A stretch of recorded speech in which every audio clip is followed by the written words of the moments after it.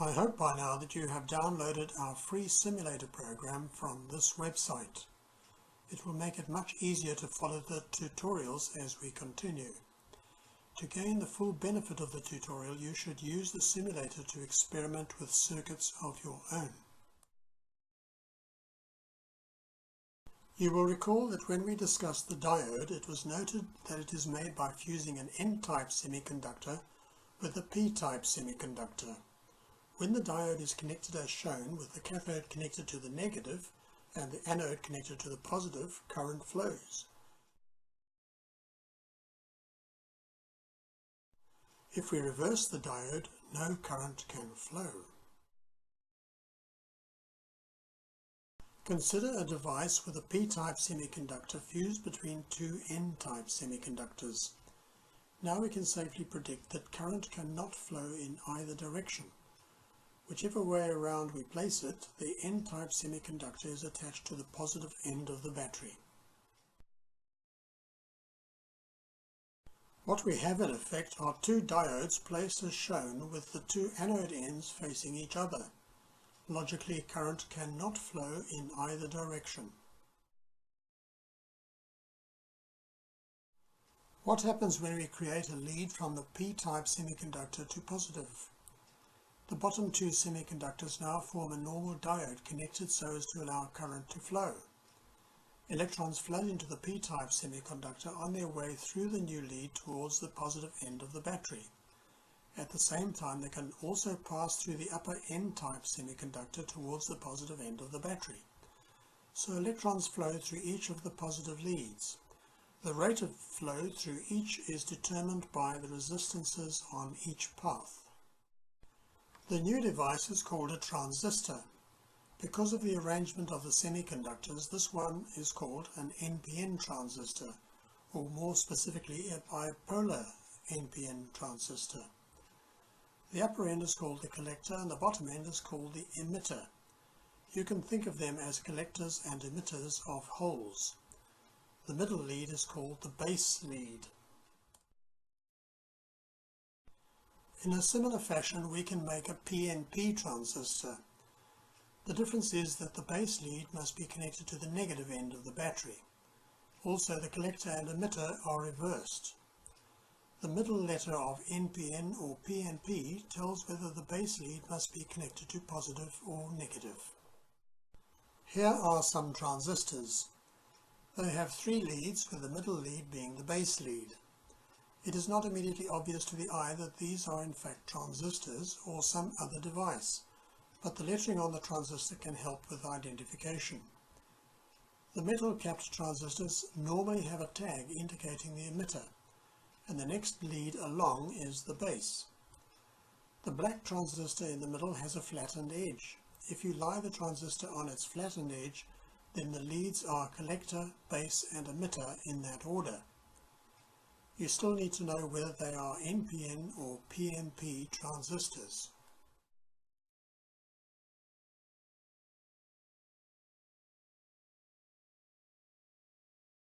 To find out whether your transistor is NPN or PNP, you can use the diode tester switch on your multimeter. If you place the positive or red probe on the base and the negative or black probe on either of the other two leads and get a reading, your transistor is an NPN. If you place the negative probe on the base and the positive on either of the other two leads and get a reading, your transistor is a PNP. To recap, if you get a reading, positive on base gives NPN, negative on base gives PNP. This tells you the middle letter of the transistor type. Let us put the transistor to work. To begin with, we show the transistor acting as a switch. In this circuit, we see a light-dependent resistor, or LDR. This device has a very high resistance in darkness and a low resistance in light. Initially, we have set it to darkness. Because of the very high resistance at the base, no electrons can flow from the base, so the transistor is off. We simulate an improvement in light by right-clicking the LDR a few times. The resistance of the LDR reduces and suddenly a small current can pass through the base. The transistor turns on and the current flows through the LED. Left-clicking the LDR again simulates approaching darkness and the transistor and LED switch off.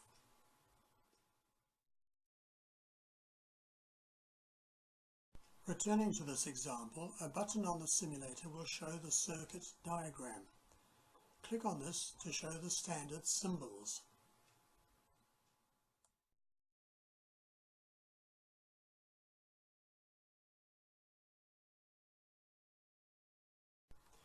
In this way you can become familiar with the symbols used in circuit diagrams.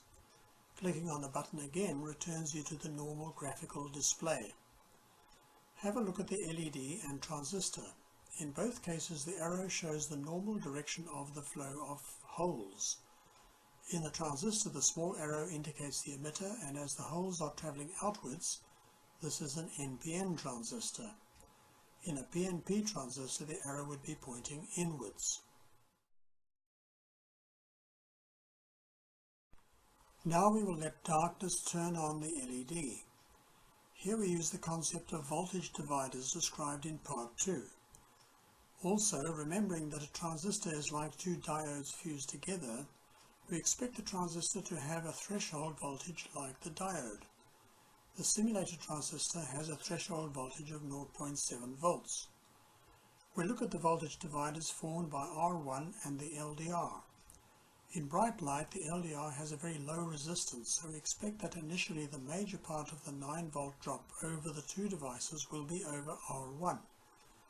That is, the voltage at the junction between R1, the LDR, and the base of the transistor is close to zero. The voltage at this junction can be increased by increasing the resistance of the LDR.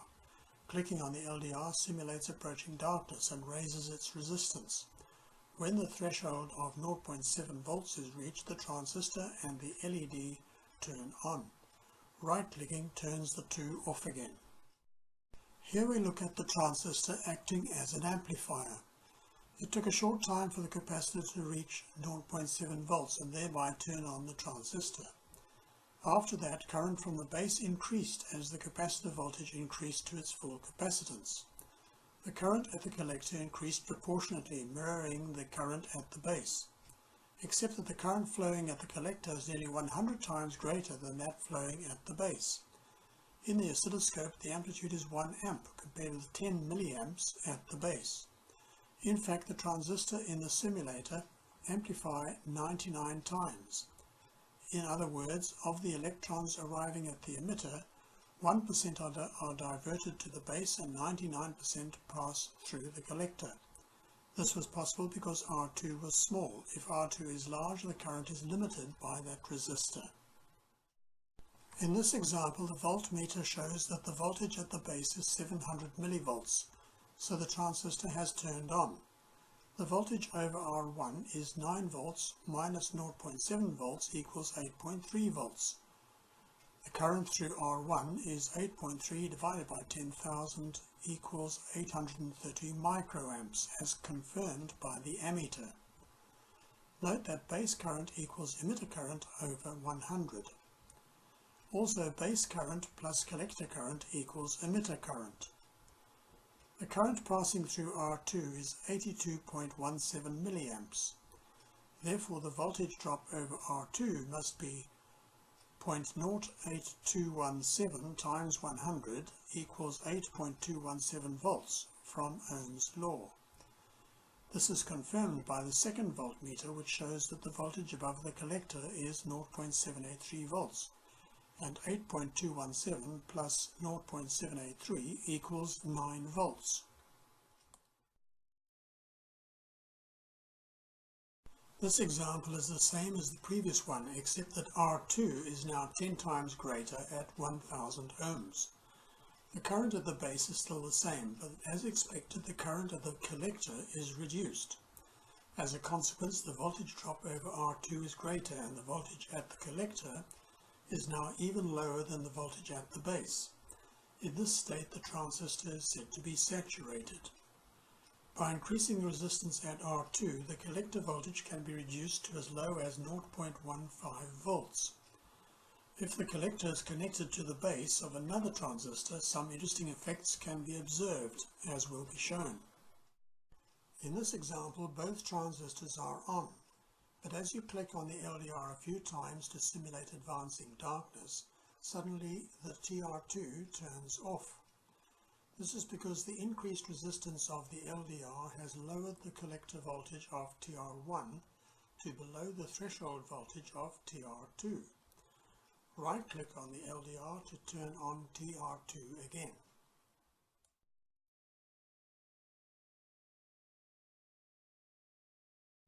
If one transistor can amplify 100 times, then two transistors can amplify 100 times 100 equals 10,000 times.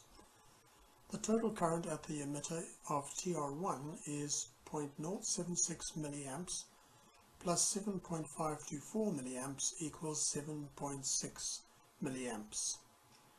This is the base current of TR2. The collector current of TR2 is 7.6 milliamps times 99 equals 752.4 milliamps, which is 10,000 times the current at the base of TR1. This configuration of transistors is known as a Darlington pair.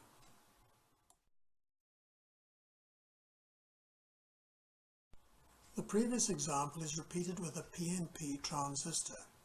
Notice firstly that the emitter, in this case the top lead, is connected to the positive side of the circuit. Thereafter the transistor acts in the same way as an NPN transistor.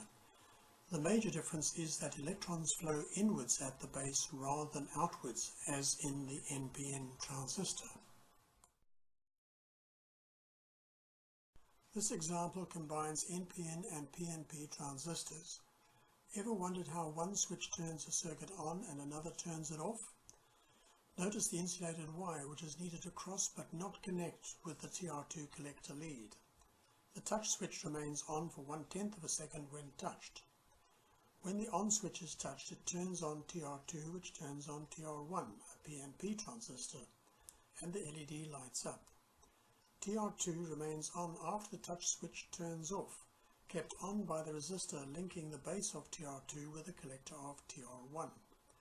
But when the off switch is touched, TR3 turns on, pulling the base voltage of TR2 down so that TR2 turns off. This turns TR1 and the LED off. TR3 turns off once the off touch switch turns off.